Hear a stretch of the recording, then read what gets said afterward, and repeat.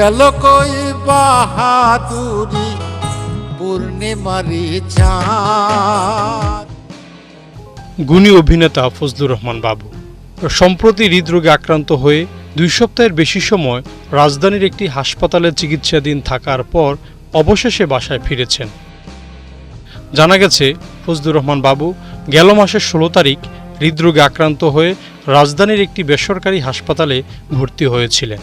সেখানে তার হৃদযন্ত্রে ব্লক ধরা পড়ে। ফলে গত 19 তারিখ তার সফলভাবে হার্টে বাইপাস সার্জারি হয়েছে। বর্তমানে বাসায় ফিরলেও চিকিৎসকদের পর্যবেক্ষণে রয়েছেন তিনি।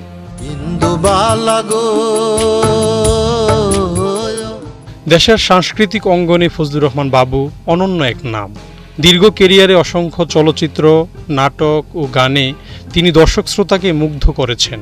তার দ্রুত আরোগ্য কামনা করছেন সহকর্মী ও ভক্তরা। ফজলুর রহমান বাবু 1991 সালে কাজী নজরুল ইসলামের উপন্যাস অবলম্বনে নির্মিত মৃত্যু ক্ষুধা নাটকের মাধ্যমে টিভি নাটকে আসেন। 2000 সালে বিহঙ্গ চলচ্চিত্র দিয়ে তার বড় পর্দায় যাত্রা শুরু হয়। এরপর একের পর এক চলচ্চিত্রে অভিনয় করে জিতে নেন 6 বার জাতীয় চলচ্চিত্র পুরস্কার। নিজের ঘরে বেঘর হয়ে হারাইলাম রে ঘর। অরণ্য আনোয়ার, 71।